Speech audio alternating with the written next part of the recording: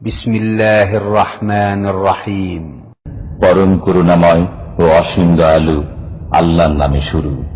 আসসালামু আলাইকুম ওয়া রাহমাতুল্লাহি ওয়া বারাকাতুহু। ইন্নাল হামদালিল্লাহ নাহমাদুহু ওয়া নাস্তাঈনুহু ওয়া নাস্তাগফিরুহু ওয়া নাউযু বিল্লাহি মিন শুরুরি আনফুসিনা ওয়া মিন সাইয়্যাতি আমালিনা। মান ইয়াহদিহিল্লাহু ফালা মুদিল্লা লাহু ওয়া মান ইউদ্লিলহু ফালা হাদিয়া লাহু। ওয়া আশহাদু আল লা ইলাহা ইল্লাল্লাহু ওয়াহদাহু লা শারীকা লাহু ওয়া আশহাদু আন্না মুহাম্মাদান আবদুহু ওয়া রাসূলুহু সাল্লাল্লাহু তাআলা আলাইহি ওয়া আলা আলিহি ওয়া সাহবিহি ওয়া সাল্লামা তাসলিমান কাসীরা। أما بعد فقد قال المؤلف رحمه الله تعالى: الفصل الأول الانحراف في حياة البشرية. قال الله تعالى في القرآن الكريم بعد أعوذ بالله من الشيطان الرجيم: وما خلقت الجن والإنس إلا ليعبدون ما أريد منهم من رزق وما أريد أن يطعمون إن الله هو الرزاق ذو القوة المتين। আল্লাহ পাকের সমস্ত প্রশংসা যে আল্লাহ পাক রব্বুল আলামিন একক, যার কোনো শরীক নেই। মানুষকে আল্লাহ পাক রব্বুল আলামিন এই তৌহিদের উপর, এই একত্বের উপরই সৃষ্টি করেছেন। এটি হচ্ছে মানুষের ফিতরাত, মানুষের প্রকৃতি। সালাত এবং সালাম নাযিল হবে নবী মুহাম্মদ রাসূলুল্লাহ সাল্লাল্লাহু আলাইহি সাল্লামের উপর, যাকে আল্লাহ পাক রব্বুল আলামিন তৌহিদের দাওয়াত নিয়ে পাঠিয়েছিলেন এমন এক সমাজে যারা সমস্ত রকমের শিরকি পাপে লিপ্ত হয়ে পড়েছিল। আমাদের আকীদাতুত তাওহীদের দার্সের বিষয়বস্তু হচ্ছে মানব জাতির জীবনে ভ্রষ্টতা বা গুমরাহি। কেমন করে মানব জাতি গুমরাহ হইল, পথভ্রষ্ট হইল আল্লাহ পাকের তৌহিদ থেকে, একত্ব থেকে, সত্য দিন থেকে, যার উপর আল্লাহ পাক প্রত্যেক মানুষকে সৃষ্টি করেন। প্রত্যেকটি শিশু জন্মায় এই তৌহিদের ফিতরাতের উপর, তৌহিদের প্রকৃতির উপর। এ হচ্ছে আজকের বিষয়বস্তু। আর এতে লেখক তৃতীয় অধ্যায় আল বাবুস সালিস তাতে এই বিষয়টি উল্লেখ করেছেন, আর তার সাথে সাথে আরো কয়েকটি বিষয় রয়েছে। লেখক বলছেন আল বাবুস সালিস ফি বায়ানিশ শিরকি ওয়াল ইনহিরাফি ফি হায়াতিল বাশারিয়া। তৃতীয় অধ্যায় হচ্ছে শিরকের বর্ণনা সম্পর্কে এবং মানব জাতির জীবনে গুমরাহি, ভ্রষ্টতা সম্পর্কে। মানব জাতি কি করে শিরকে লিপ্ত হইল, গুমরাহ হইল, পথভ্রষ্ট হইল। ওয়ালামহাতুন তারিখি আনিল কুফরে ওয়াল ইলহাদে ওয়াশ শিরকি ওয়ান নিফাক। আর কিছু ঐতিহাসিক ঝলক কুফরির ওপর, বিধর্মিতার ওপর, নাস্তিকতার ওপর এবং শিরক আর মুনাফিকির ওপর। অর্থাৎ এতে কুফরি সম্পর্কে, নাস্তিকতা সম্পর্কে, শিরক আর মুনাফিকি সম্পর্কেও লেখক কিছু আলোচনা পেশ করেছেন।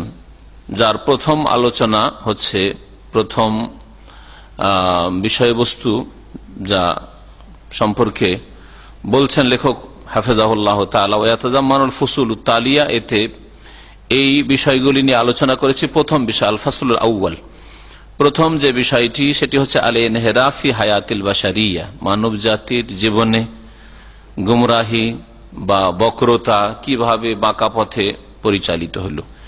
দ্বিতীয় যে বিষয়টি উল্লেখ করেছেন তা হচ্ছে আশ-শিরক তারিফুহু ওয়া আনওয়াহু, শিরক, শিরকের সংজ্ঞা এবং শিরকের প্রকরণ, শিরক কত প্রকার, কি কি, আর সেগুলির উদাহরণ। আল ফাসলুস সালিস, তৃতীয় যে বিষয়টি আলোচনা করেছেন সেটা হচ্ছে কুফরি, আল কুফর তারিফু ওয়া আনওয়াহু, কুফরির সংজ্ঞা কি, কুফরি কাকে বলে এবং কুফরির প্রকরণ কি।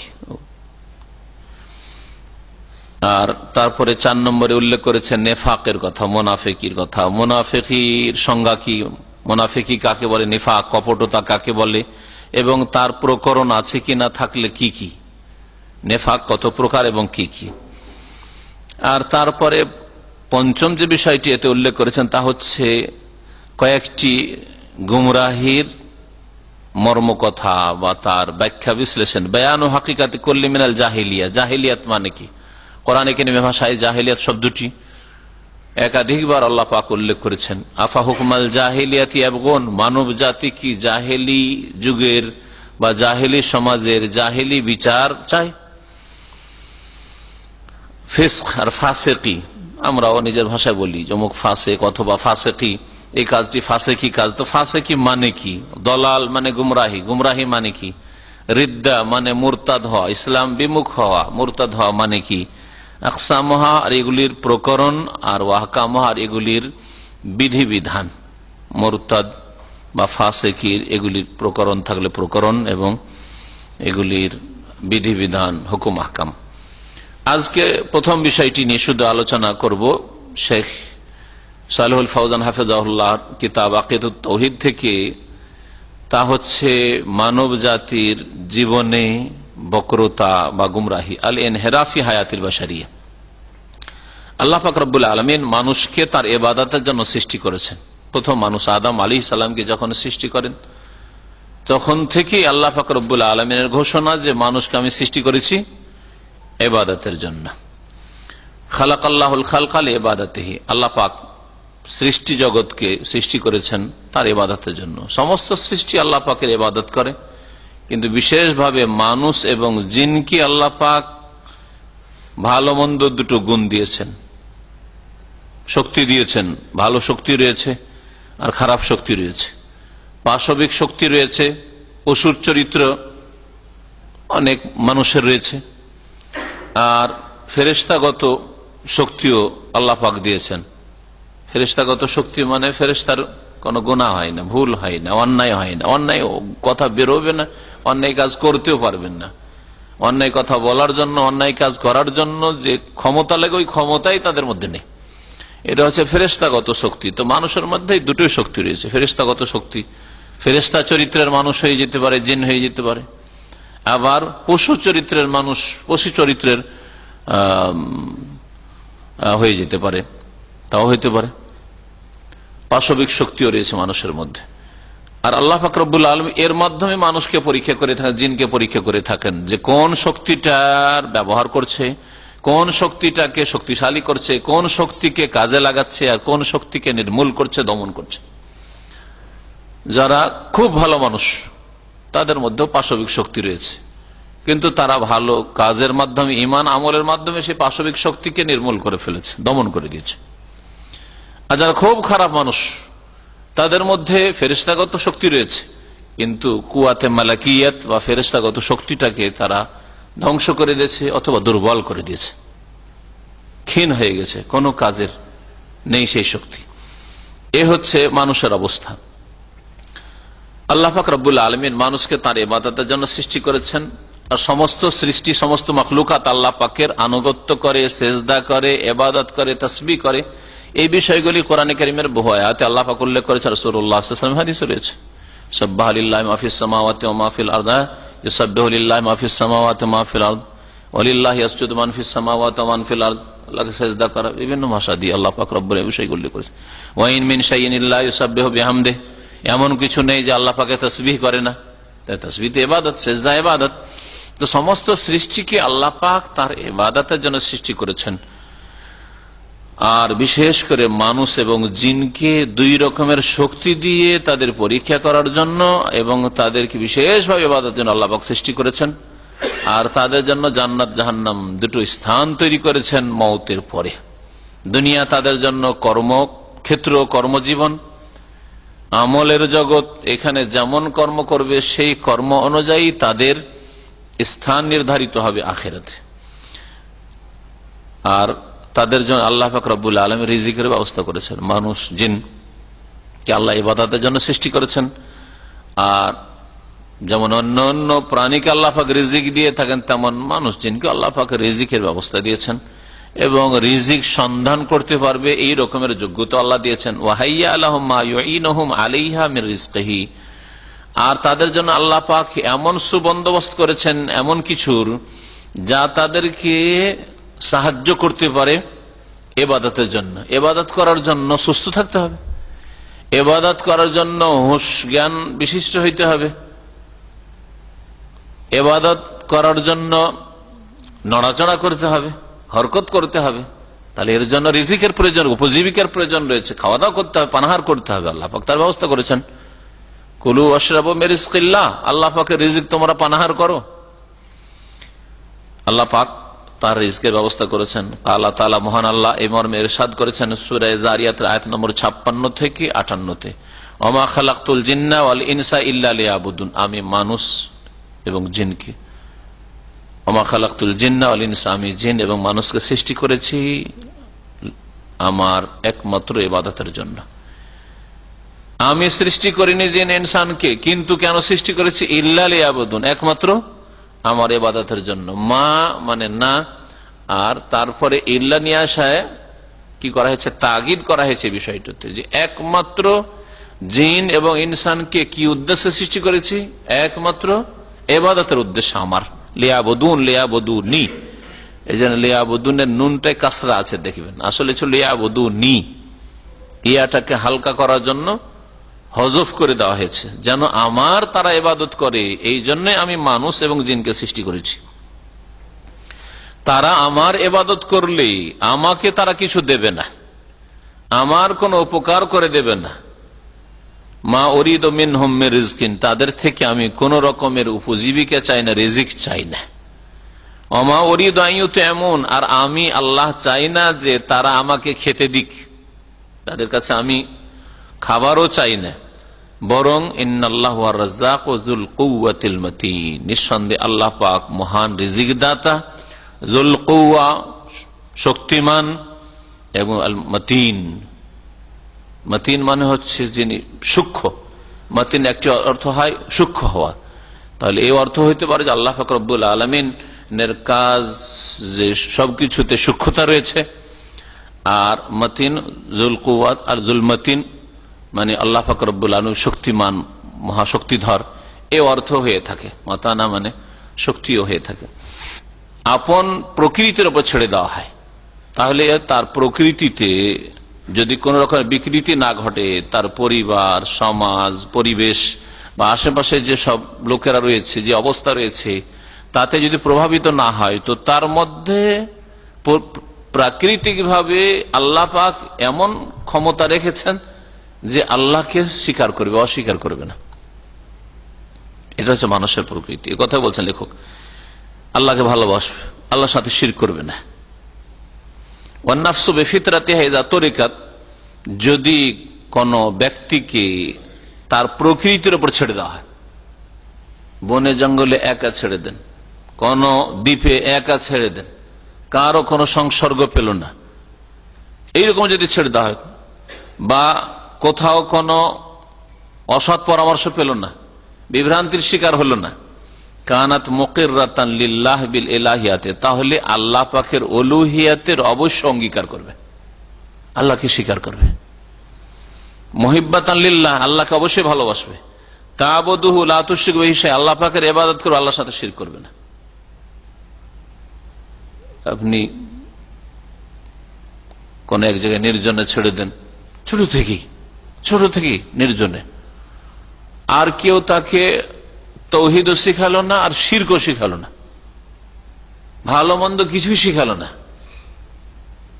কখনো শিরক করবে না, কখনো কুফরি করবে না, যে এমনিতে হয়ে গেছে প্রাকৃতিক, এসব শিক্ষা পাবে না। প্রাকৃতিক দুর্যোগের কথা বলবে না, এগুলো শিক্ষা মানুষের কাছ থেকে, গোমরাদের কাছ থেকে গোমরারা শিখেছে প্রাকৃতিক দুর্যোগ। হ্যাঁ, এই পরিস্থিতির মোকাবেলা করতে হবে, এগুলো মানুষের কাছ থেকে শিখে থাকে। খারাপদের কাছ থেকে খারাপরা এইসব কথা শিখেছে, নাস্তিকদের কাছ থেকে নাস্তিকরা এইসব কথা শিখেছে।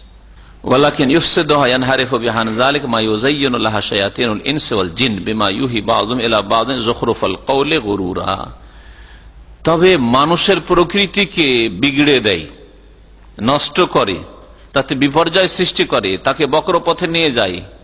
ওয়ানহারিফু বিহান যালিক কি মা ইউযায়্যিনু লাহা শায়াতিনুল ইনসি ওয়াল জিন, মানুষ শয়তান এবং জিন শয়তান যে এই মানুষের জন্য সাজিয়ে সাজিয়ে পেশ করে, সুশোভিত করে পেশ করে যেসব বিষয়গুলি, বিমা ইউহি বা'যুহুম ইলা বা'য, একে অপরের দিকে ওহী করে, মানে একে অপরকে ইশারা ইঙ্গিত করে, একে অপরকে দিক নির্দেশনা দেয়, একে অপরকে অসৎ পরামর্শ দেয়।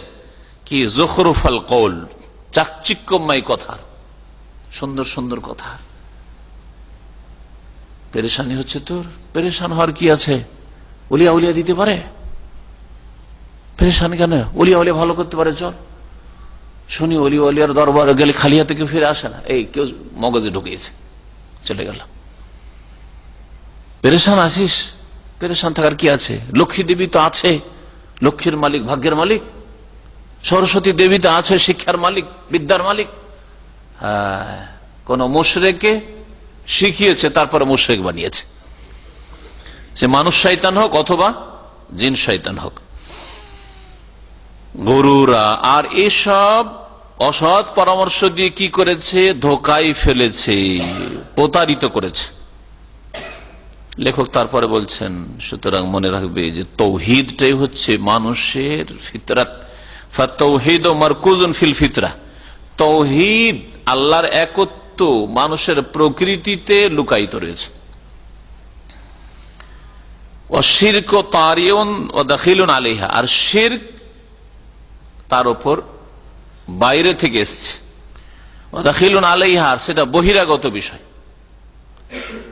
মানুষের প্রকৃতির ভিতরে আছে তৌহিদ, আর যদি শিরকে কেউ লিপ্ত হয়ে থাকে তাহলে শিরক বাইরে থেকে এসে আক্রমণ করেছে, অনুপ্রবেশ ঘটেছে। আল্লাহ তাআলা, মহান আল্লাহ ইরশাদ করেছেন, ফাকিম ওয়াজহাকা লিদ-দীন হানিফা, হে নবী মুহাম্মদ সাল্লাল্লাহু আলাইহি সাল্লাম, তুমি তোমার চেহারাকে, মুখমণ্ডলকে একগ্র চিত্তে আনুগত্যের জন্য বা দিনের জন্য সোজা করে নাও, সুপ্রতিষ্ঠিত করো, সোজা করো, চেহারাকে সোজা করে নাও। লিদ-দীন, আল্লাহ পাকের আনুগত্যের জন্য। হানিফা, একগ্র চিত্তে। ফিতরাত আল্লাহ, এটা হচ্ছে আল্লাহ পাকের সৃষ্টি, আল্লাহ পাকের সৃষ্টিগত প্রকৃতি মানুষের মধ্যে আল্লাহ পাক রেখেছেন। আল্লাতী ফাতারান নাস আলাইহা, যেই প্রকৃতির উপর আল্লাহ পাক মানব জাতিকে সৃষ্টি করেছেন। লা তাবদীলা লিখালকিল্লাহ, আল্লাহ পাকের সৃষ্টিতে কোন রকমের রদবদল নেই। যদি কেউ রদবদল না ঘটায় তাহলে কোন রদবদল নেই, ওই প্রকৃতির উপর থাকবে। অথবা লা তাবদীলা লিখালকিল্লাহ, আল্লাহ পাকের সৃষ্টি হচ্ছে তৌহিদ, মানুষের প্রকৃতিতে রয়েছে। সুতরাং কেউ এই আল্লাহ পাকের সৃষ্টিতে রদবদল ঘটাবে না, পরিবর্তন ঘটাবে না, শিরক ঢুকিয়ে ফেলবে। অথচ মানব জাতির আসল দিন, আসল ধর্মই ছিল আল্লাহর একত্ব, তৌহিদ। এই জন্য মানব জাতির ধর্মে হচ্ছে ইসলাম, মানব জাতির দিন হচ্ছে তৌহিদ, আল্লাহর একত্ব। আর শিরকের ধর্মগুলি মানুষের যুগে যুগে তৈরি করা। সমস্ত আম্বিয়া রাসূলগণের ইতিহাস যদি দেখা যায় যে আল্লাহ পাক তৌহিদ নিয়ে পাঠিয়েছেন। যখনই দেখা গেছে যে শিরকের অনুপ্রবেশ ঘটেছে, তখন তৌহিদের দাওয়াত নিয়ে আল্লাহ পাক পাঠিয়েছেন। আর না হলে মানুষ যুগ যুগ ধরে তৌহিদের উপর ছিল। আদম আলাইহিস সালাম থেকে শুরু করে দীর্ঘ শত শত বছর, আশারাতে করুন, এটা হাদিসে রয়েছে, নূহ আলাইহিস সালাম পর্যন্ত মানুষরা তৌহিদের উপর ছিল। নূহ আলাইহিস সালামের পূর্ব যুগে শিরক শুরু হয়, তখন শিরক সম্পর্কে সতর্ক করার প্রয়োজন হয়। প্রথম রাসূল পাঠানো হয় শিরক থেকে সতর্ক করার জন্য, তৌহিদের দাওয়াত দেওয়ার জন্য নূহ আলাইহিস সালামকে। আর তার আগে কোন নবী রাসূল তৌহিদ শেখাবার জন্য আর শিরক থেকে সতর্ক করার জন্য আসেনি। কারণ শিরক নেই মানুষের মধ্যে, আবার সতর্ক করার কি আছে? যেই রোগী নেই সেই রোগের তো আর চিকিৎসার প্রয়োজন নেই। যদি আপনার শরীরে কোনো রোগ না থাকে তো আবার ঔষধ দেওয়ার কোন প্রয়োজন রয়েছে? এই জন্য মানব জাতির ইতিহাসে তখন তৌহিদের দাওয়াত আর শিরক সবচেয়ে বড় পাপ, এসবের কোনো প্রয়োজন ছিল না। কারণ আসল মানুষের যেটা দিন, যার উপর আল্লাহ পাক মানুষকে পয়দা করেছেন, সে তার উপরই ছিল যুগ যুগ ধরে। ওয়াকালা সাল্লাল্লাহু আলাইহি ওয়াসাল্লাম, নবী করিম সাল্লাল্লাহু আলাইহি ওয়াসাল্লাম বলেছেন, কুল্লু মাউলুদিন ইউলাদু আলাল ফিতরাহ, প্রত্যেক শিশু জন্মায় ফিতরাতের উপর, মানে ফিতরাতে ইসলামের উপর। ফিতরা মানে ফিতরাতুল ইসলাম, ইসলামের প্রকৃতির উপর জন্মায়। আগের যে আয়াতটি পড়লাম, ফাকিম ওয়াজহাকা লিদ-দীন হানিফা, আল্লাহ পাক নবীকে সম্বোধন করে বলছেন, সেটি হচ্ছে সূরা রুমের আয়াত, সূরা রুম আয়াত নম্বর 30। নবী সাল্লাল্লাহু আলাইহি ওয়াসাল্লাম, প্রত্যেক শিশু জন্মায় ইউলাদু আলাল ফিতরা, ইসলামের ফিতরাতের উপর, প্রকৃতির উপর। তাহলে ইসলামের প্রত্যেক শিশু হিন্দুর ঘরেও জন্মায়, খ্রিস্টান ঘরে জন্মায়, ইহুদির ঘরে জন্মায়, নাস্তিকের ঘরে জন্মায়, বৌদ্ধিস্টের ঘরে জন্মায়, সকলের ঘরে জন্মায় ইসলামের ফিতরাতের উপর, ঈমানের ফিতরাতের উপর, তৌহিদের উপর জন্মায়। তারপরে আবার এগুলো কেউ শিখ হয়ে গেল, কেউ বুদ্ধিস্ট হয়ে গেল, কেউ খ্রিস্টান হয়ে গেল, কেউ ইহুদি হয়ে গেল, কেউ নাস্তিক হয়ে গেল। এরকম কেন? ফাআবাওয়া ইউহাউওয়িদানিহি, বাপ মা, কারণ প্রথম চোখ খুলে বাপ মার সামনে। বাপ মা ইহুদি হলে ইহুদি বানিয়ে দেয়, ইহুদিদের উপাসনালয়ে নিয়ে যায়, ইহুদিদের ধর্মকর্ম শিখায়, ইহুদি বানিয়ে দেয়। আও ইউনাসসিরানহি, অথবা বাপ মা খ্রিস্টান হইলে খ্রিস্টানদের চার্চে নিয়ে যায়, গির্জায় নিয়ে যায়, খ্রিস্টান বানিয়ে দেয়। আও ইউমাজ্জিসানহি, আর যদি মজুস অগ্নি পূজক হয় পার্সিয়ানদের মতো, তাহলে অগ্নি পূজক বানিয়ে দেয়। হিন্দু হইলে ইউহান্নেদানহি, হিন্দু বানিয়ে দেয়। হ্যাঁ, নাস্তিক হইলে নাস্তিক বানিয়ে দেয়। কবর পূজারী কবর পূজারী বানিয়ে দেয়। বিদাতি হলে বিদাতি বানিয়ে দেয়। এইরকম হয়। হাদিস সহিহ বুখারী মুসলিমের আবু হুরায়রা রাদিয়াল্লাহু তাআলা আনহু থেকে বর্ণিত। লেখক বলছে ফাল আসলু ফি বানি আদম আত-তাওহীদ, তাহলে আদম সন্তানের মূল সৃষ্টিতে কি রয়েছে? তাওহীদ রয়েছে। আদম সন্তানের আসল হচ্ছে, মূল হচ্ছে তাওহীদ, আল্লাহর একত্ব। দ্বীন আল ইসলাম, আর দিন প্রত্যেক মানুষের হচ্ছে ইসলাম। আদম আলাইহিস সালামের দিন ইসলাম ছিল, নূহ আলাইহিস সালামের দিন ইসলাম ছিল, ইব্রাহিম আলাইহিস সালামের দিন ইসলাম ছিল। ইসলাম মানে আনুগত্য করা, আল্লাহর আনুগত্য করা। আল্লাহর আনুগত্য করব, আল্লাহ পাকের আদেশ নিষেধ মানতে হইলে মাধ্যম লাগবে। সরাসরি প্রত্যেক মানুষ আল্লাহর আদেশ নিষেধ জানতে পারে না। আর এই আল্লাহ পাকের আদেশ নিষেধ জানার জন্য আল্লাহ পাকের মেসেজ লাগে, এই মেসেজকে রিসালাত বলে। আর যিনি আল্লাহ পাকের মেসেজ নিয়ে আসেন তাকে রাসূল বলা হয়। এই জন্য যুগে যুগে রাসূলুল্লাহ জানিয়ে এসেছেন, সেই অনুযায়ী ইবাদত বন্দী করার নাম হচ্ছে ইসলাম।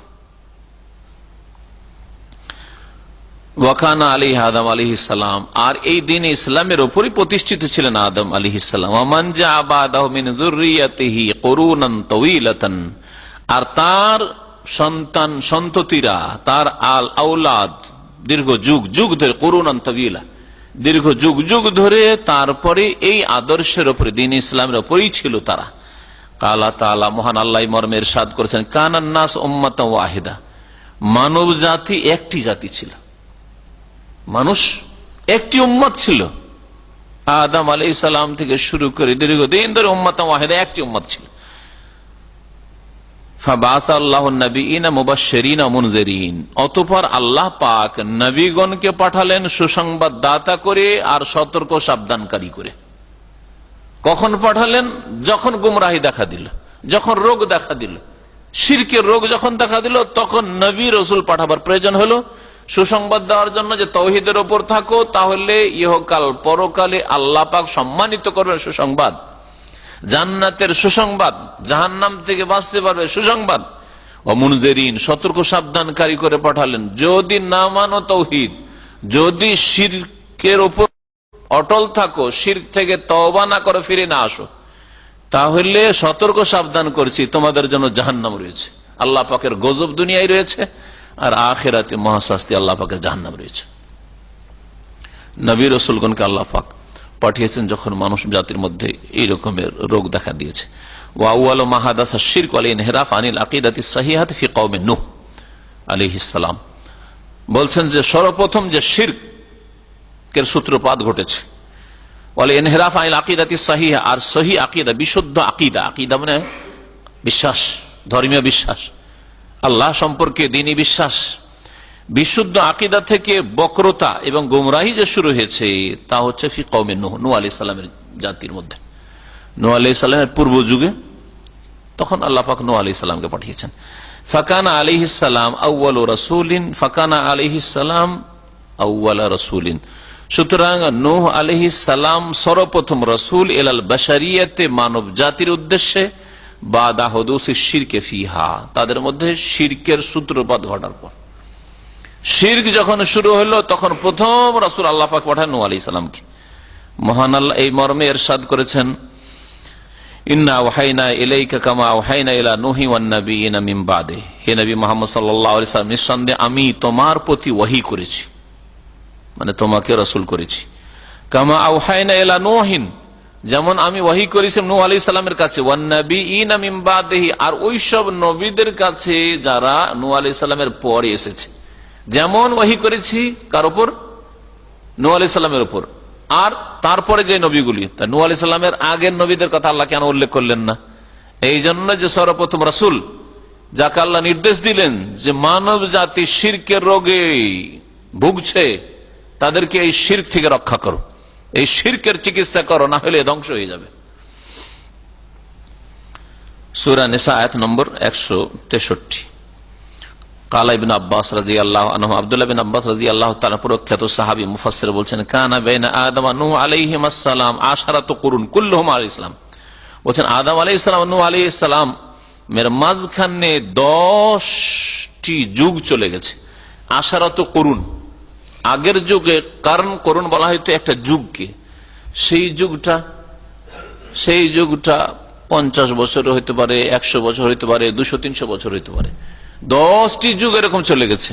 আজকাল আমাদের বাংলা ভাষায় যুগ বলে 12 বছরকে, নাকি না, এইরকম যুগ বোঝানো হয়নি।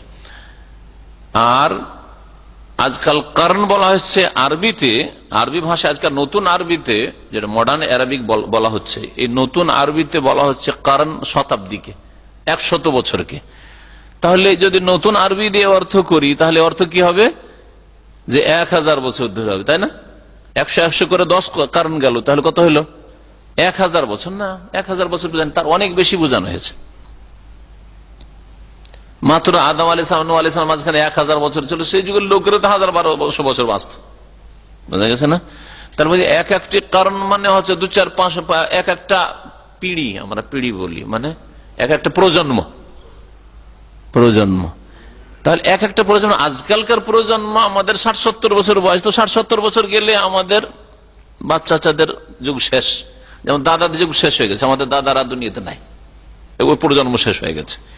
ওই একটা ধরেন যুগ চলে গেল, একটা কারণ চলে গেল, তারপরে চলে গেল বাচ্চাদের যুগ চলে গেল, তারপরে যুগ শুরু হলো আমাদের। আমাদের যুগ, আমাদের ভাই বেরাদর যারা আছে, ভাই সম্পর্কে তাদের একটা করে বিয়োগ শুরু হলো, বিয়োগ, দুনিয়া থেকে বিদায় হচ্ছে, ইন্তেকাল করছে, করতে করতে না রে একটা যুগে এমন আসো আমাদের ছেলে মেয়েরা বা ছেলেরা বলবে যে না, আমাদের এখন শেষ, এই যুগটা শেষ, এক একটা প্রজন্ম শেষ, ঠিক না? তো এইরকম যদি আদম আলাইহিস সালাম থেকে নূহ আলাইহিস সালামের যুগের মাঝখানে ধরা হয় যে এক একটা প্রজন্মকে কারণ সাধারণত, তাহলে 1000 বছরকে তো এক একটা মানুষ বাঁচত। তাহলে আশরাত করুন মানে 10,000 বছর কাছাকাছি। তাহলে 5 থেকে 10,000 বছর এমন চলে গেছে আনুমানিক, আল্লাহু আলাম। আশরাত করুন, আব্দুল্লাহ বিন আব্বাস নতুন আরবিতে কথা বলেননি, হ্যাঁ, পুরাতন যে 1400 বছর আগে আরবিতে কারণ বলা হতো এক একটা বড় যুগকে, এক একটা দীর্ঘ পিরিয়ডকে বলা হতো, সময়কে বলা হতো। তো এইরকম 10টা যুগ এরকম কেটে গেছে। কিরকম অবস্থা কেটে গেছে? কুল্লুহুম আলাল ইসলাম, যে এই সময়গুলিতে সকল মানুষই ইসলামের উপর ছিল। সুবহানাল্লাহ। তাহলে 5 থেকে 10,000 বছর আদম আর নূহ আলাইহিস সালামের মাঝখানে এই যুগটা সকলে দিন ইসলামের উপর ছিল, তাওহীদের উপর ছিল। শিরকিতা জানতোই না, মূর্তি পূজাও জানতো না, কবর পূজাও জানতো না, কিছু জানতো না, আগুন পূজাও জানতো না, কিছু জানতো না। তাহলে ইবনুল কাইয়িম রাহিমাহুল্লাহ তাআলা, ইমাম ইবনুল কাইয়িম রাহমাতুল্লাহ বলেছেন, তার কিতাব ইগাসাতুল লাহফান রয়েছে, তাতে বলেছেন ওয়াহাযাল কওল হুয়াস সাওয়াবু কাতআন। বলছেন যে এই যে আব্দুল্লাহ বিন আব্বাস রাদিয়াল্লাহু আনহু বলেছেন যে আদম আর নূহ আলাইহিস সালামের মাঝখানে দীর্ঘ যুগ চলে গেছে, আশরাত করুন, সকলে ইসলামের উপর ছিল, এই কথাটি হচ্ছে চিরসত্য।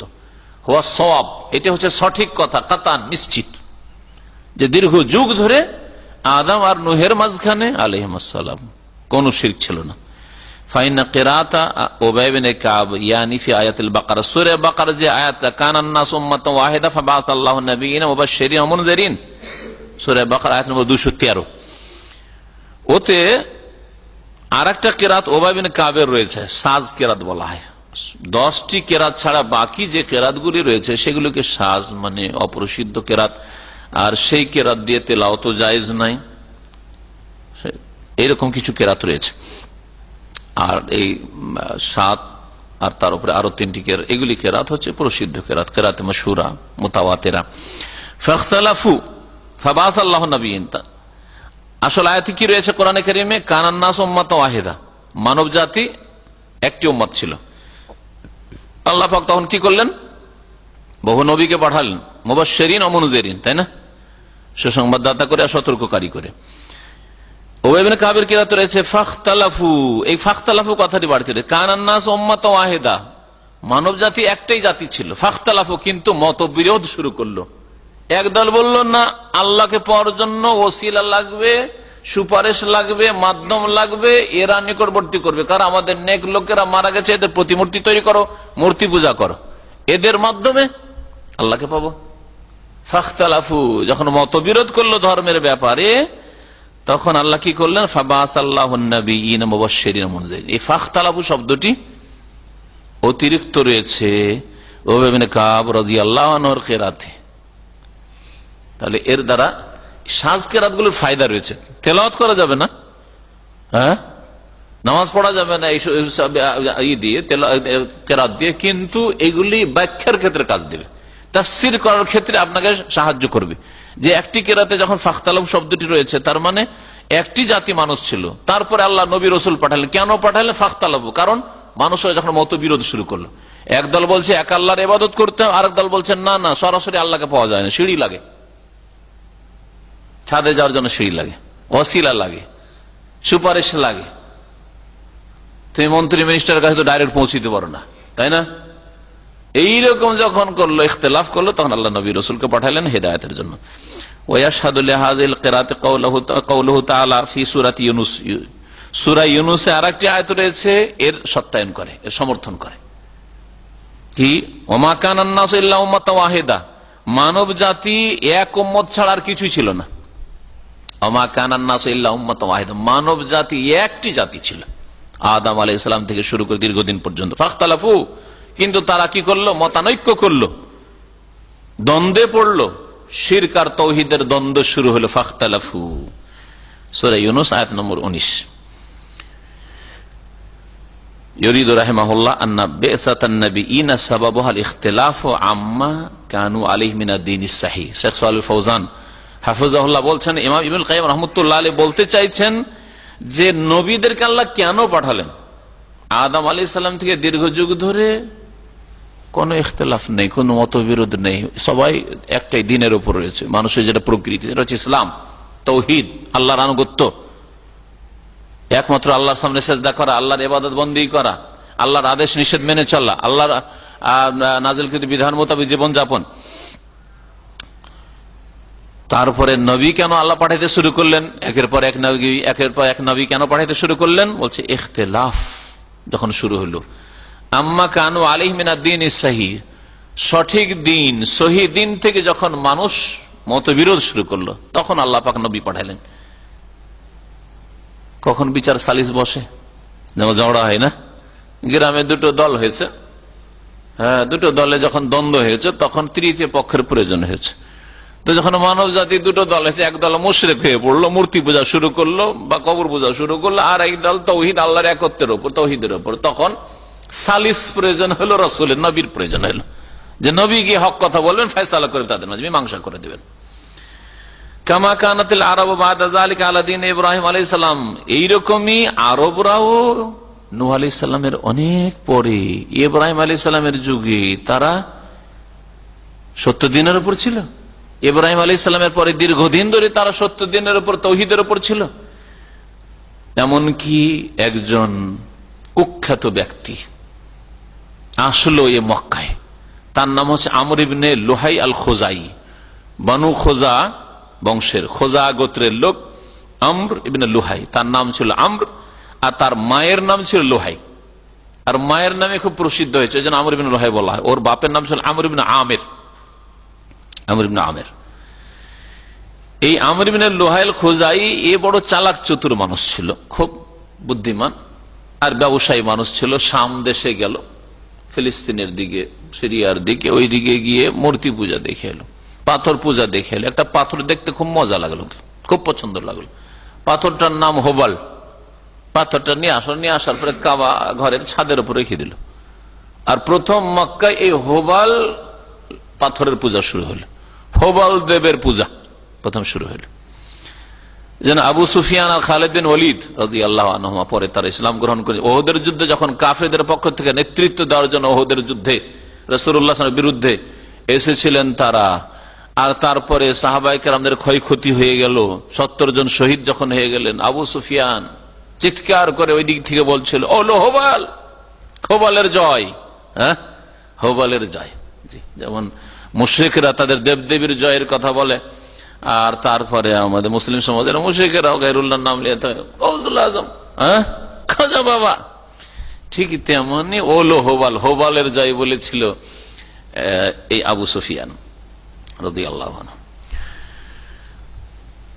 বলছেন লেখক, হাত্তা যা আমর বিন লুহাই আল খুজাই, আমর বিন লুহাই খুজাই আসলো, ফাকাইয়ারা দিন ইব্রাহিম, তারপর দিন ইব্রাহিমকে একেবারে বিকৃত করে দিল।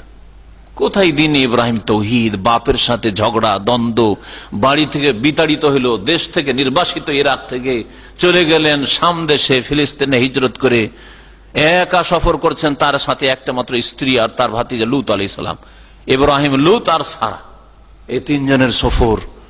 আর তারপর ওখান থেকে আল্লাহ পাকের হুকুমে হাজারকার ইসমাইল যখন জন্ম হইল, যাও মক্কায় তুমি রেখে চলে আসো হাজারকে আর ইসমাইলকে রেখে চলে আসো, রেখে চলে যাচ্ছেন। আর সেই ইব্রাহিম আলাইহিস সালামের ধর্মের নামে আরব মুশরিকরা এই আমর ইবনে লুহাই আল খুজাইর গুমরাহির কারণে এমন গুমরাহ হলো যে মাত্র 300 বছরের মধ্যে 360টা মূর্তি দাঁড় করলো কাবার চারিদিকে। এই আমর ইবনে লুহাই আল খুজাইর যুগ হচ্ছে রাসূলুল্লাহ সাল্লাল্লাহু আলাইহি ওয়াসাল্লামের যুগের মাত্র 300 বছর পূর্বে। তার মানে এই 300 বছরের আগের ইতিহাস দেখেন, তাহলে শিরকের গন্ধ পর্যন্ত মক্কায় ছিল না, আরবরা শিরকই জানতো না। প্রথম শিরক শুরু হলো এইভাবে। ইব্রাহিম আলাইহিস সালামের ধর্মকে বদলে দিল, শিরক দিয়ে শুরু করলো, কিন্তু অনেক কিছুই বদলাইলো। তার মধ্যে যেমন নবী সাল্লাল্লাহু আলাইহি সাল্লামের জামানায় বাইরের লোকেরা আসতো আর কাপড় ধার করতো তওয়াফ করার জন্য মক্কার লোকের থেকে। মক্কার লোক কাপড় যদি না দেয় তাহলে উলঙ্গ তওয়াফ করতো, কাবা ঘরে তওয়াফ করতো। আজকালকার মুসলিমদের এক শ্রেণীর লোকেরা যেমন ন্যাংটা পীরের মুরিদ হয়, আর ন্যাংটা পীর আছে, হ্যাঁ, মারিফুতির কাপড় পরে থাকে তারা, তাদের কাপড় চোপড় লাগে না। ওই ন্যাংটা পীরের ধর্ম মক্কায় চলত। হজের মধ্যে তারা বিকৃতি ঘটালো ইব্রাহিম আলাইহিস সালামের দিন। ইব্রাহিম আলাইহিস সালামের দিনে ছিল যে হজ করতে সকলকে, মক্কার লোক হোক আর বাইরের লোক, সবাইকে আরাফা যেতে হবে। মক্কার লোকেরা বলে না, নাহনু আহলুল হমস, আমরা হচ্ছে মক্কার লোক, আমরা সিনিয়র, হ্যাঁ, বিশিষ্ট লোক, আমরা আরাফা যাবো না। হারামের বাইরে কেন যাবো? আমরা মুজদালিফা থেকে আমাদের হজ শেষ, বাইরে থেকে তোরা আসবি, যা আরাফা থেকে ঘুরে যা ওখান থেকে, তাহলে তো হজ হবে তোদের। এইভাবে অনেক কিছু বিকৃত করলো। কোরবানি জবাই করে কোরবানির পশুর রক্ত গলিয়ে নিয়ে কি করতো? কাবা আর দেয়ালে মাখাইতো। এগুলো হচ্ছে দিন ইব্রাহিমকে বদলানো। এবার ধীরে ধীরে ধীরে দিন ইব্রাহিম আলাইহিস সালামকে বদলিয়ে দিল।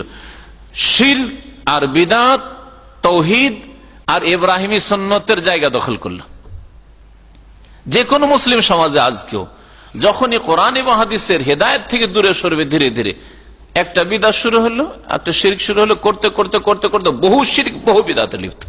এইভাবে যারা শিরককারী বিদআতি, তারা সহি দ্বীন থেকে গুমরাহ হয়েছে, রাসূলুল্লাহ সাল্লাল্লাহু আলাইহি ওয়াসাল্লামের আদর্শ থেকে গুমরাহ হয়েছে।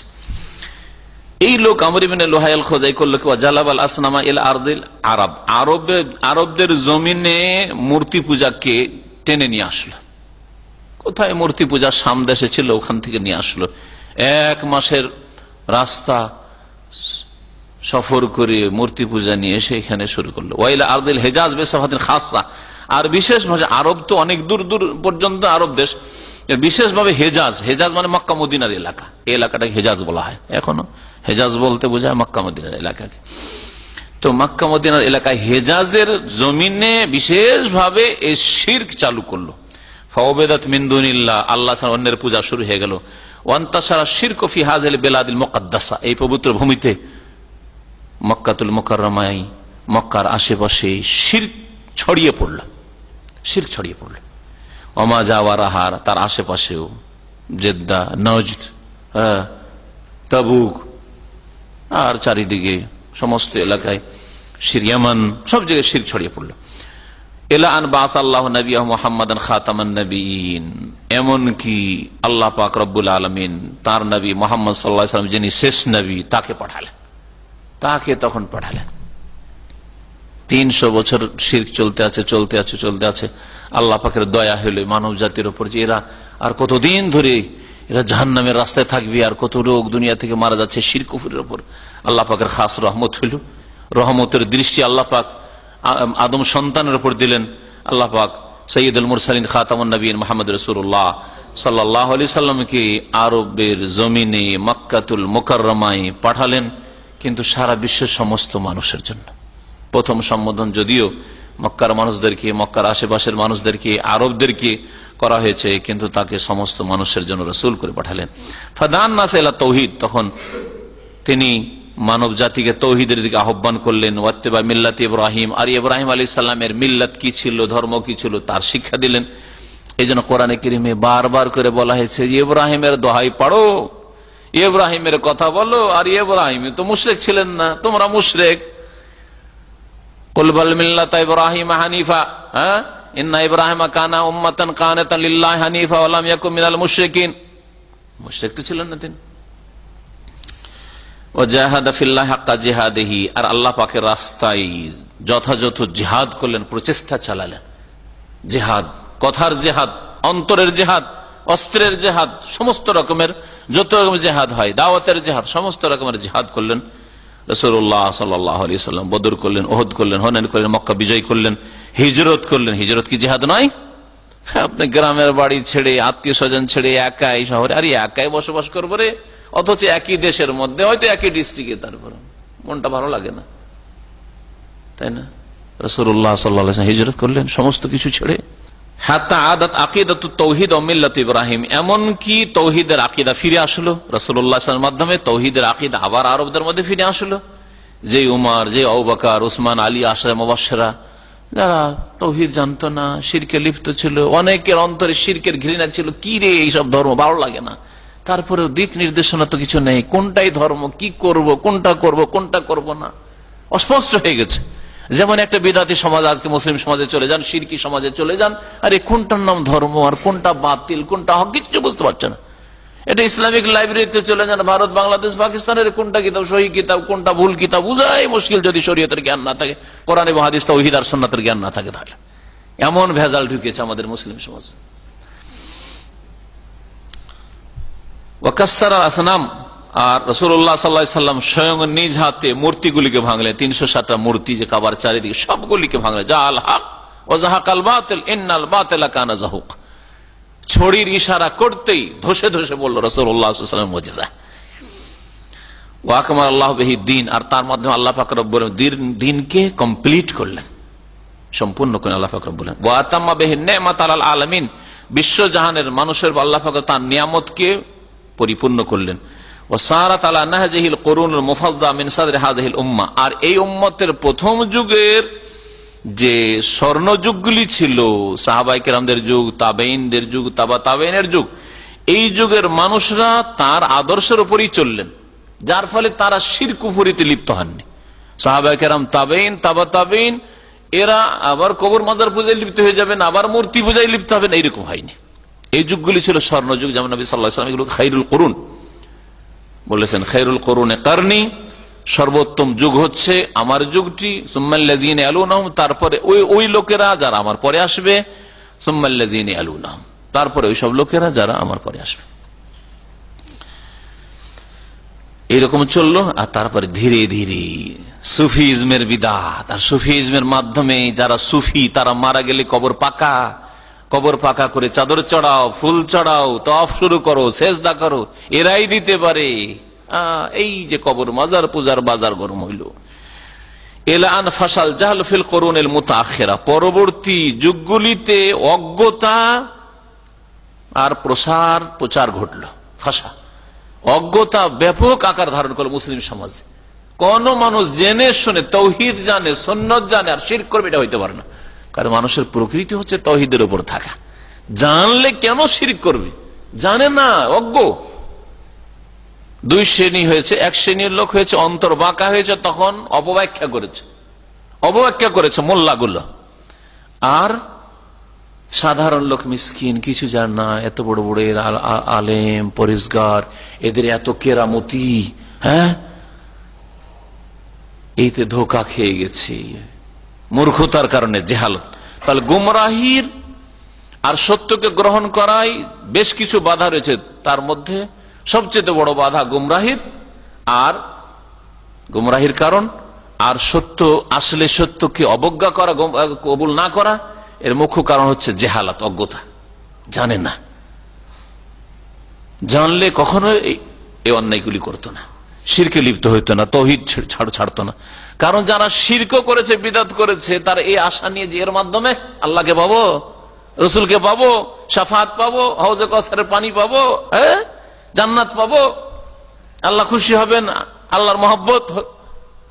কিন্তু গুমরাহ হয়েছে, নিজে আল্লাহ দাবি করে বসে আছে, হুসাইন মানসুর আল্লাহ, আল্লাহকে পাবো করতে করতে নিজে আনাল হক আল্লাহ হয়ে বসে আছে, নিজেই ফেরাউন হয়ে বসে আছে। এ হয়েছে সুফিজমের বরকত, সুফিবাদের বরকত মুসলিম উম্মত এই পেয়েছে, কবর মাজার পূজা পেয়েছে। যখন অজ্ঞতা ব্যাপক আকার ধারণ করলো, দাখিল মিনা দেয়ানাতিল উখরা, অন্য অন্য ধর্মের ভ্রান্ত আকীদার অনুপ্রবেশ ঘটল, অন্য অন্য ধর্মে যে ভ্রান্ত আকীদা, ভ্রান্ত বিশ্বাসগুলি ছিল ওগুলো ঢুকতে শুরু হলো। সুফিজম হচ্ছে খিচুড়ি, খিচুড়ি পাকাবার জন্য যেমন চাল দেওয়া হয়, পেঁয়াজ দেওয়া হয়, কিছু মশলা দিলেন, লবণ দিলেন, আর তারপরে যদি ওইটাকে আরো স্বাদের করতে হয় তাহলে ওতে একটু গোস্ত দিয়ে দিলেন, একটু সবজি দিয়ে দিলেন, পাঁচ রকম সবজি, স্বাদ কি হয়েছে, তাই না?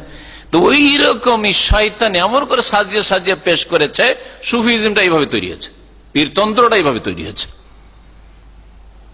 খ্রিস্টানদের কাছ থেকে কিছু, অগ্নি পূজক মজুসদের কাছ থেকে কিছু, হিন্দু ধর্ম থেকে কিছু, শিখ ধর্ম থেকে কিছু নিয়ে, বুদ্ধিস্টদের কাছ থেকে কিছু নিয়ে, আর ইসলামের লেবাসটা আল খাল্লাটা পরিয়ে দিয়ে সুফিবা তাসাউফ না জানলে কি ইসলাম পুরা হয়, আধ্যাত্মিকতা হয়, আর আত্মার উন্নতি হয়, আত্মার পরিশুদ্ধি হয়? হবে না। লেবাসটা হচ্ছে ইসলামের, লেবাসটা হচ্ছে ইসলামের। যার ফলে কি হলো, ফাআদ আশ-শিরক ইলা কাসীরিন মিন হাযিহিল উম্মাহ, এই শেষ উম্মতের মধ্যে আবার শিরক ফিরে আসলো। কয়েকশো বছর পরে আবার শিরক ফিরে আসলো। রাসূলুল্লাহ সাল্লাল্লাহু আলাইহি ওয়াসাল্লামের পরে মোটামুটি 500 বছর যায়নি, আবার কবর মাজার পূজাই ভারত উপমহাদেশে অধিকাংশ লোকেরা ফিরে আসলো। বেসাবাবে দোয়াতে দলালা, গুমরাহির যে দায়ী, গুমরাহির দিকে আহ্বান করার জন্য মানুষ শয়তান, জিন শয়তান লেগে আছে, ওরা নিজের কাজ করতে আছে, যার ফলে মানুষ গুমরাহ হয়ে গেল। অবেসাবাবিল বেনা আলাল কবুর, আর কবর যে পাকা করে দেওয়া হয়েছে, কবরের উপর গম্বুজ তৈরি করা হয়েছে, কবরের ঘর নির্মাণ করা হয়েছে, কবর মসজিদ দেওয়া হয়েছে, এতেও ধোকা খেলো। এই কবরগুলি যদি সাধারণ কবরে পরিণত থাকতো, এই কবরগুলি যদি করা হয়তো কবরস্থানে কবর হইতো, মসজিদের পাশে হইতো না, মসজিদের ভিতরে হইতো না, কবর পাকা করা হইতো না, কবর গম্বুজ করা হইতো না, এরকম যদি না করা হইতো তাহলে এই কবর মাজার পূজা শুরু হইতো না মুসলিম সমাজে। তাহলে জিন শয়তান, মানুষ শয়তান এই সুযোগ পেত না বিনা পুঁজির ব্যবসা করার। মাজার একটা বড় ব্যবসা, অর্থ লুটার বড় উপায়। এত সহজে অর্থ মানব জাতির পকেট থেকে বের করা যায় না। কবর পূজা যে শুরু হইলো, কবর উপর যে ঘর নির্মাণ করা আর গম্বুজ নির্মাণ করা শুরু হইলো, এটা ঢুকলো কেন, মগজে ঢুকলো কি? বলছে ওলিয়া উলিয়ার তাজিম করতে হবে, নেক লোকদের তাজিম করতে হবে। আর নেক লোকদের তাজিম মানে হচ্ছে কবর পাকা করতে হবে। আমাদের কবর সাধারণ কাঁচা হয়ে থাকবে, আর ভুসড়ে পড়ে যাবে, বন জঙ্গল হয়ে যাবে, ঠিক না? আর ওলিয়া উলিয়া তাদের কবর এরকম হয়ে থাকবে, তাহলে কি মান সম্মান করলাম, বেয়াদবি করে দিলাম। তাহলে দেখছেন কোন কোন রাস্তা দিয়ে শয়তান ঢুকছে, দেখছেন এইসব রাস্তা। যায়্যানা লাহুমুশ শাইতানু আমালাহুম, জিন শয়তান মগজে এই কথা ঢুকিয়েছে, কুমন্ত্র ওয়াসওয়াসা ঢুকিয়েছে। আর মানুষ শয়তান বলেছে, মানুষ শয়তান যে বিদাতি মোল্লা বলেছে যে এই টাকা চাঁদা কর, মসজিদ মাদ্রাসা করার জন্য যেমন চাঁদা, তেমন কবর পাকা করার জন্য চাঁদা, কবরের উপর গম্বুজ তৈরি করার জন্য চাঁদা, ওরস করার জন্য চাঁদা, কুরবানির জন্য যেমন খরচ, তেমন যাও খাসি মোরগ নিয়ে এখন মাজারে যাও। এইভাবে মানুষ শয়তান আর জিন শয়তানি জাতিকে গুমরাহ করেছে। মুতামাসসিলান বিতাযিমিল আউলিয়া ওয়াস সালিহিন, এই রাস্তা দিয়ে ঢুকেছে। ওলিয়া উলিয়ার তাজিম করছি আমরা, আর নেক লোকদের তাজিম করছি, ইজ্জত করছি। ওয়া ইদ্দাইল মাহাব্বাত, এদেরকে আমরা মহাব্বত করি, ওলিয়া উলিয়াকে মহাব্বত করি। আর ওয়াহাবিরা হচ্ছে ইসলামের দুশমন, রসুলের দুশমন, রসুলের তাজিম করে না, জিলানি বড় পীর সাহেবের তাজিম করে না, শাহজালাল তাজিম করে না, এরা হচ্ছে দুশমন ইসলামের। এই দেখলেন না, যারা কোরআন এবং হাদিসের কথা বলে, যারা দলিলের কথা বলে, যারা তৌহিদের কথা বলে, ওদেরকে ইসলামের দুশমন, ওলিয়া উলিয়া দুশমন বানিয়ে দিল।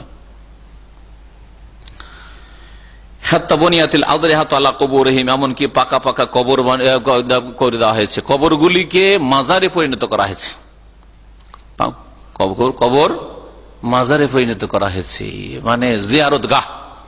আর কবরের নাম কবর থাকেনি, ও আর এক বেয়াদবি ধারণা করা হইল। বাপের কবর কবর, মায়ের কবর কবর, পীর সাহেবের কবর মাজার, কবর বলে বেয়াদবি। রসুলের কবর রওজা, নাহলে বিয়াদবি হয়ে যাবে, রওজা শরীফ যাচ্ছে। হ্যাঁ, সাহাবীরা তো এই 3 ভাগ করেননি কবরের। এই গুমরাহি তো সাহাবাই কেরাম, তাবেইন, তাবা তাবেইনদের মধ্যে ছিল না। কত হাদিস নেবেন আপনি? কানা কবর রাসূলুল্লাহ সাল্লাল্লাহু আলাইহি সাল্লাম, হ্যাঁ, ইনদা কবরে রাসূলুল্লাহ, কত হাদিস নেবেন আপনি? হাদিসের কিতাব খোলেন, নিজেই পড়েন আরবি ভাষা, একটু তাহলে চোখ খুলে যাবে, তাহলে কেউ ধোঁকা দিতে পারবে, অজ্ঞতা দূর হয়ে যাবে। নবীর কবরকে যদি হাদিসে সাহাবাই কেরামরা কবর বলে থাকেন, মা আয়েশা কবর বলে থাকেন, তাহলে আবার অন্যদের জিলানি, চিশতি, আবু বকর, ওমর আর শাহজালাল এদের কবরকে কবর বলেন, মাজার বলেন, কোথায় পেলেন এই ধর্ম? তো মানুষের তৈরি করা ধর্ম। আল্লাহকে বাদ দিয়ে অন্যের পূজা শুরু হয়ে গেল, কবর মাজার পূজা শুরু হয়ে গেল বিভিন্ন কোরবাতের মাধ্যমে, বেআনওয়াইল কোরবাত, বিভিন্ন ইবাদত বন্দেগীর মাধ্যমে আল্লাহ পাকের বিভিন্ন ইবাদত গুলি এদেরকে দেওয়া শুরু হলো। মিন দোয়া, দোয়া করা, ইয়া গৌস, গৌসকে বড় আব্দুল কাদের জিলানী গৌস হয়ে গেল, মহান উদ্ধারকারী গৌসুল আজম। গরিব নওয়াজ, গরিবের দাতা, মুশকিল কোশা, মানে মুশকিল দূরকারী, ফরিয়াদ করা শুরু হইল, ওয়াজাবহিন, জবাই করা শুরু হইল, মাজারে ওরুসে খাসি মোরগ গরু, মানত করা শুরু হইল মাজারের জন্য। এটাকে আর শিরক বললো না। এই শিরক, তখন শিরকের নাম কি হলো? ওলি আউলিয়ার ওসিলা ধারা, ওলি আউলিয়ার, হ্যাঁ, ওসিলা ধারা। মাজার শরীফে গিয়ে আল্লাহকে পাওয়ার উদ্দেশ্য করা, যে মাজার শরীফে ওরুসে গিয়ে আল্লাহকে পাবো, আল্লাহকে পাওয়ার মাধ্যম হচ্ছে মাজারে যাওয়া, ওরুস লাগানা। ওয়া ইজহার আলে মাহাব্বতিহিম, আর এতে তাদের মহব্বত প্রকাশ পায়। ওয়া লাইসা ইবাদাতুল্লাহ, এটা ইবাদত নয়। কে বললো আমরা কবর পূজা করি? খুব রাগ করে তারা যদি কবর পূজারি বলেন, খুব কষ্ট হয় তাদের। কে বললো আমরা পূজা করি? আমরা পূজা করবো? হিন্দুরা পূজা করে আল্লাহ, আমরা কোথায় পূজা করি? আমরা কোথায় শিরিক করি? আমরা তো ওলিয়া উলিয়ার মহব্বত করি। মহব্বতে সেজদা দিয়ে দিল, মহব্বতে তাদের কাছে চাওয়া শুরু করলো, মহব্বতে তাদের কাছে রোগের আরোগ্য তলব করা শুরু, আল্লাহ হকগুলি নিয়ে তো দিয়ে দিল। বেজামহিম, তাদের ধারণায় এটা ইবাদত হইল না, এটা হলো ওসিলা ধারা, ওলিয়া উলিয়া। ওয়ানাসু আন্না হাযা হুয়া কাউলুল মুশরিকিন আল আউয়ালিন, আর ওই আয়াতগুলি ভুলে গেছে তারা, পড়েই না। আর পড়লে মন্ত্রের মতো পড়ে, যে আগের যুগের, প্রাচীন যুগের মুশরিকদের তো এইটাই কথা ছিল। তারাও তো বলতো ওয়াল্লাযিনা ইত্তাখাযু মিন দুনিহি আউলিয়া, কোরআন আল্লাহ বলেছেন সূরা জুমারে, মা না'বুদুহুম, আমরা পূজা করি না, ইল্লা লিয়াকররিবুনা ইলাল্লাহি যুলফা, এরা আল্লাহ পাকের নিকটবর্তী করে দিবে আমাদেরকে। এদেরকে না ধরলে, হোবাল, লাত, উজ্জা, মানাত, এদেরকে না ধরলে আল্লাহ পর্যন্ত কি করে পৌঁছিব? এই কথাই তো বলতো। আল্লাহ পাক আর এক আয়াতে বলছেন যে তারা আল্লাহ ছাড়া অন্যের পূজা করার বলে, ওয়ায়াকুলুনা হাউলাই শুফাআউনা ইনদাল্লাহ, আল্লাহর নিকটে এরা আমাদের জন্য সুপারিশ করে। আমাদের সুপারিশ কে করবে? আজকে যদি ওলিয়া উলিয়া মাজারে না যাব, ওলিয়া আল্লাহ মাজারে চাদর না চড়াবো, খাসি মোরগ জবাই না করব, যদি বছর একবার হাজিরা না দিতে যাব, তাহলে আমাদের সুপারিশ কে করে দিবে? এরাই তো সুপারিশ করবে, আমাদেরকে জান্নাতে নিয়ে যাবে। এইভাবে শিরক শুরু হয়েছে। তারা বলতো মা না'বুদুহুম ইল্লা লিয়ুকাররিবুনা ইলাল্লাহি যুলফা, সূরা জুমার আয়াত নম্বর 3। ওয়া মা হাদা শিরক, আর এই শিরকের সাথে সাথে আল্লাযী ওয়াকা ফিল বাশারি কাদিমান ওয়া হাদিসান, প্রাচীন যুগে হোক আর নতুন যুগে হোক, এই যে শিরকে মানুষ লিপ্ত হয়েছে, শিরকে লিপ্ত হলেও তাদের অধিকাংশই আল্লাহ পাকের রুবুবিয়তের তাওহীদকে মানত। আগের যুগের মুশরিকরা বিশেষ করে তারা তাওহীদ রুবুবিয়তকে মানত। তাওহীদ 3 ভাগে বিভক্ত, তাওহীদ রুবুবিয়ত, উলুহিয়াত, আসমা সিফাত। তো তাওহীদ রুবুবিয়ত মানে আল্লাহর কাজে আল্লাহকে একক মনে করা। আল্লাহ পাক সৃষ্টিকর্তা, আল্লাহ রিজিক দাতা, আল্লাহ নিয়ন্ত্রণকারী, হ্যাঁ, এগুলি হচ্ছে রুবুবিয়ত, আল্লাহর কাজ এগুলি।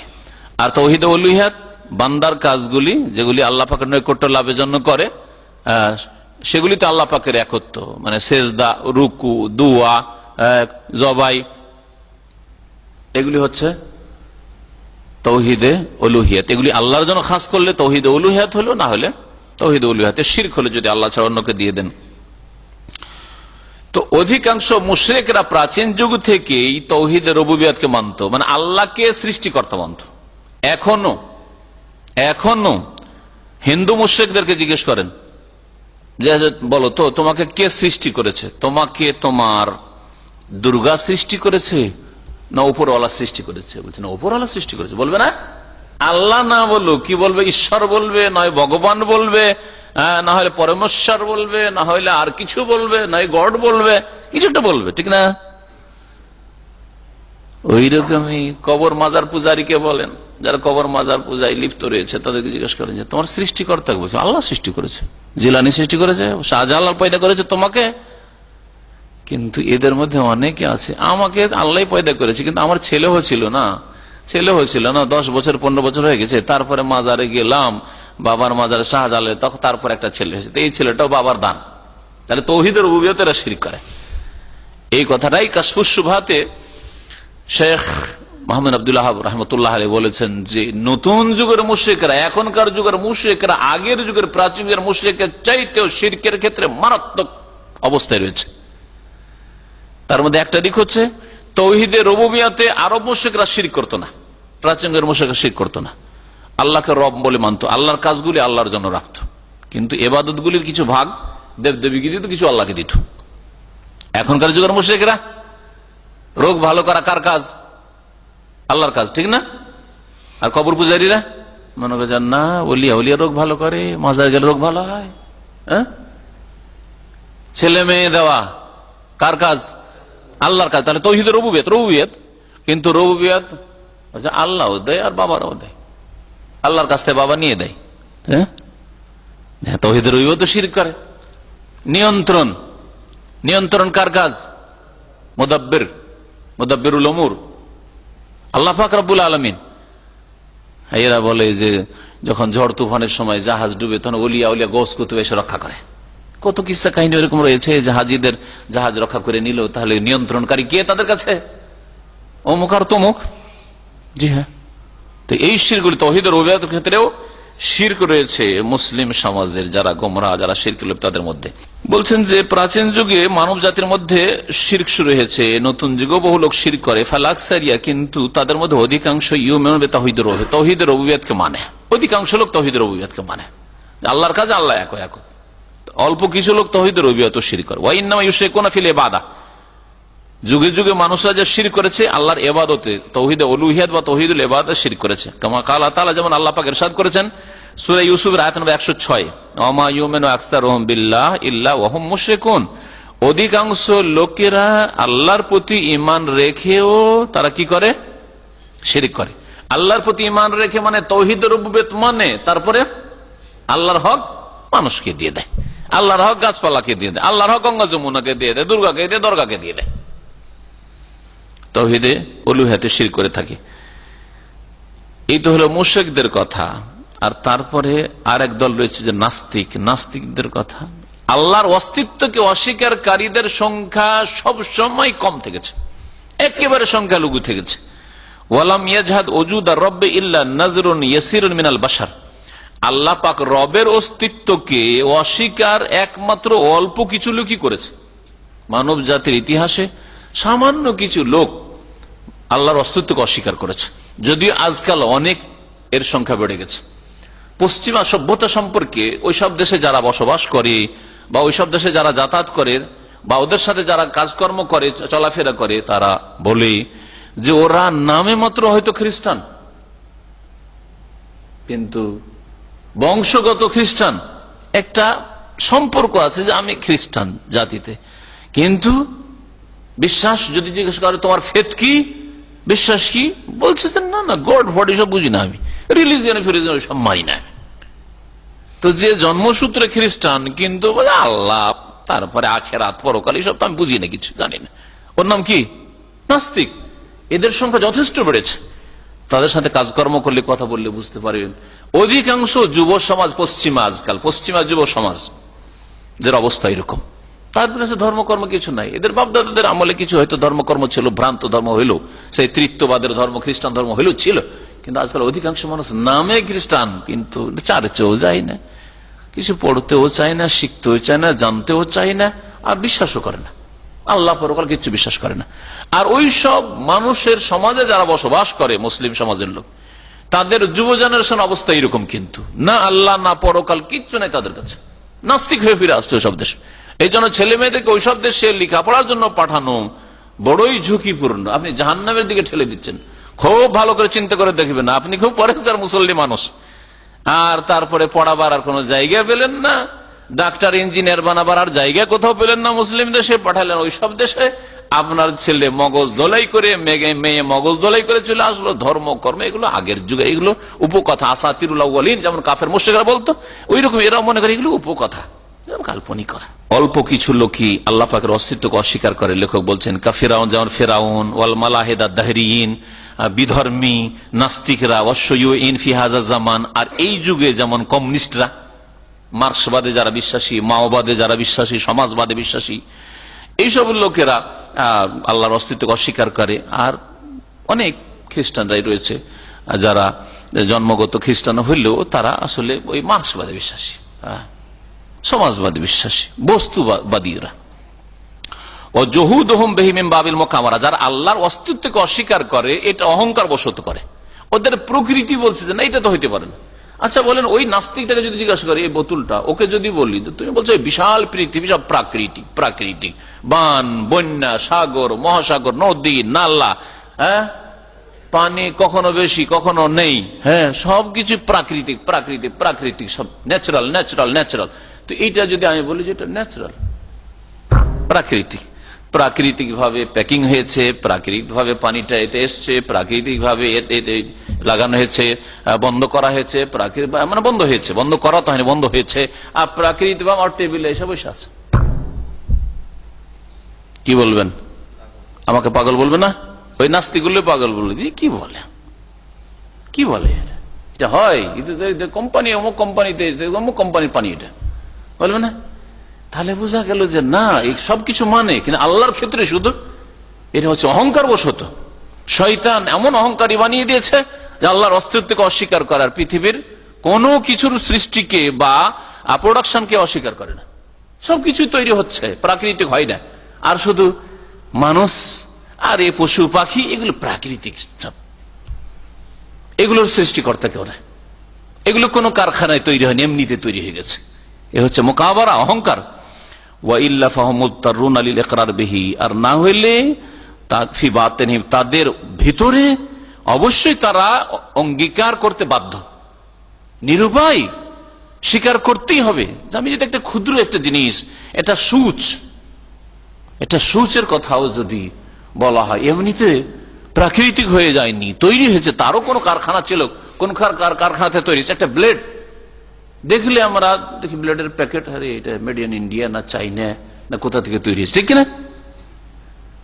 তাহলে বিশাল আল্লাহ পাকের সৃষ্টি সব প্রাকৃতিক গুলো হয়ে গেল। তাহলে মনের মধ্যে তাদের কি আছে? বিশ্বাস আছে, বিশ্বাস করতে, অঙ্গীকার করতে বাধ্য তারা। তাদের মনের ভিতরে, কামা কালা তাআলা, যেমন আল্লাহ পাক ইরশাদ করেছেন এই ফিরআউন আর ফিরআউনের অনুসারী নাস্তিকরা, এদের সম্পর্কে, ওয়াজাহাদু বিহা, তারা এগুলি অস্বীকার করেছে, আল্লাহ পরকাল অস্বীকার করেছে। ওয়াস্তাইকানাথা আনফুসুহুম যুলমান ওয়া উলুওয়া, অথচ তাদের মনে দৃঢ় ইয়াকিন রয়েছে। ওয়াস্তাইকানাথা আনফুসুহুম, তাদের মন দৃঢ়ভাবে বিশ্বাস করে। তাহলে অস্বীকার কেন করলো? ওই জাহাদু বিহার সাথে সম্পর্ক, যুলমান ওয়া উলুওয়ান, জুলম অত্যাচার করে, ওয়া আর নিজেকে বড় মনে করে, বাড়াবাড়ি করে, উদ্ধত প্রকাশ করেছে, মানবো না, আমি আল্লাহ মানবো না, আমি গড মানবো না, আমি এসবের সৃষ্টিকর্তা মানবো না, আমি প্রাকৃতিক বলবে। অহংকারে ভাষাগুলো বেরোচ্ছে। অথচ তাদের যুক্তি, তাদের বিবেক বলে যে প্রত্যেক সৃষ্টির জন্য স্রষ্টা প্রয়োজন রয়েছে, প্রত্যেক সৃষ্টির জন্য স্রষ্টার প্রয়োজন রয়েছে। ওয়াকুল্লু মাওজুদিন লা বুদ্দা লাহু মিন মাওজুদ, আর প্রত্যেক অস্তিত্ব সম্পন্ন বস্তুর জন্য অস্তিত্ব দানকারীর প্রয়োজন রয়েছে। একটা জিনিসের অস্তিত্ব আছে, আর বলবেন যে না এর কোন অস্তিত্ব দানকারী কেউ নেই, এমনিতে হয়েছে, তো বলেন না, এটা তো আপনার প্রকৃতি বলেন, আস্থার সুস্থ মস্তিষ্ক বলেন না, এটা কথা।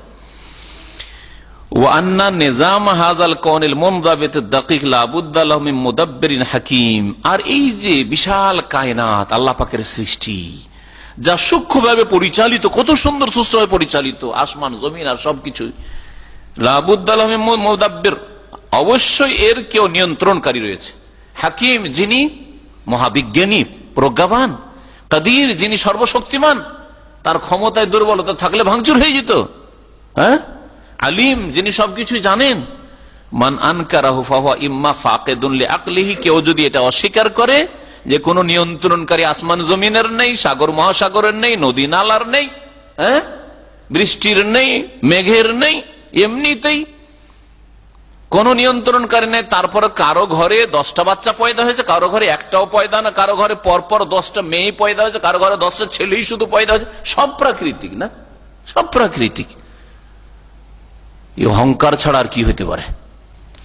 যেই ব্যক্তি অস্বীকার করবে এগুলিকে, যে এর পিছনে কোনো শক্তি নেই, নিয়ন্ত্রণকারী নেই, মহাবিজ্ঞানী নেই, সর্বজ্ঞ নেই, ইম্মা ফাকিদুন লিআকলি, সে হয়তো এমন মানুষ যার কোনো জ্ঞান বিবেক নেই, যে নিজের বিবেক হারালো, বিবেক হারিয়ে ফেলেছে। আর মুকাবিরুন, অথবা অহংকারী, বিবেক আছে কিন্তু অহংকারী, মানবে না, ও মানবে না। ফাকাদ আলগা আকলাহু ওয়া সাফফাহা নাফসাহু, সুতরাং সে নিজের বিবেক থাকা সত্ত্বেও বিবেককে সে দূরে সরিয়ে দিয়েছে আর নিজেকে নির্বোধ বানিয়ে দিয়েছে। সাফফাহা নাফসা, নিজেকে নির্বোধ বানিয়ে দিয়েছে, নির্বোধ প্রমাণ করেছে। ওয়া হাযা লা ইবরাতা বিহি, এইরকম অহংকারী লোকের কোনো গুরুত্ব নেই, যে জানার পরেও মানবে না, কোনো কথা মানতে চাইবে না, এর কোনো গুরুত্ব নেই। লেখকের কথা এখানে শেষ হলো। আর এখানে ওই গ্রামে গঞ্জের একটা গল্প মনে পড়লো। এক লোক বলছে, কেউ যদি আমাকে, চাষি বলছে, আমাকে যদি কেউ বুঝিয়ে দিতে পারে, তাহলে আগের যুগে তো গরু ছাড়া চলতো না, তো বলছে যে আমার যে ওই গাড়ির 2টা বলদ আছে বা হালের 2টা বলদ আছে, হাল লাঙ্গল তো বুঝেন তাই না, তো লাঙ্গলের যে বলদ আছে, তো ডান দিকের বলদটা বেশি ভালো আছে, হৃষ্টপুষ্ট, বলদটা ছেড়ে দেবো, তাকে দিয়ে দেবো, হেরে যাবো আমি। তখন গ্রামের ভাই বেরাদের বলতে হলো, কি রে তুই বোকা রে, তোকে বুঝিয়ে দিবে যে রে, বুঝিয়ে দিবে আর তোর গরুটা নিয়ে যাবে, তোর কি করে চাষাবাদ চলবে, ঘর গৃহস্থী চলবে তোর? তো যায় রে, তোমরাই বেকুব আছে, আমাকে আমি বুঝবো, তাহলে তো বুঝাবে, যতই বুঝা, আমি বুঝিনি, আমি যতই বুঝাক, আমি বলো বুঝি না, আমি কি করে বুঝাবো? কথা বলছে, তো নাস্তিকদের অবস্থা ওই রকম, নাস্তিক বিধর্মীদের আর কমিউনিস্টদের অবস্থা ওই রকম, বুঝাইলে তো বুঝবো, আমি বুঝবো না। আমি ফেরাউন অহংকার ভিতরে ঢুকে আছে, তুমি যা বলবে তাই বলো, আমি বুঝি না কিছু। এই হলো অবস্থা নাস্তিকদের। আল্লাহ পাক রব্বুল আলামিন সমস্ত মানুষকে যেন হেদায়েত দান করেন, আল মুসলিমদেরকে মানুষ শয়তান জিন শয়তান থেকে আল্লাহ পাক যেন রক্ষা করেন, তাদের অনিষ্ট থেকে আল্লাহ পাক রক্ষা করেন, আমাদের ঈমান আমলের হেফাজতে আল্লাহ পাক তৌফিক যেন দান করেন। আল্লাহ পাক রব্বুল আলামিন যেন শিরক বিদআত থেকে, গোমরাহি থেকে, নাস্তিকতা থেকে, সমস্ত রকমের পাপ থেকে আল্লাহ পাক আমাদের বাঁচিয়ে রাখেন। আল্লাহ পাকের কাছে দোয়া, আল্লাহ পাক আমাদের সকলকে যেন জান্নাতুল ফিরদৌস দান করেন। সুবহান রাব্বিকা রাব্বিল ইজ্জাতি আম্মা ইয়াসিফুন ওয়া সালামুন আলাল মুরসালিন।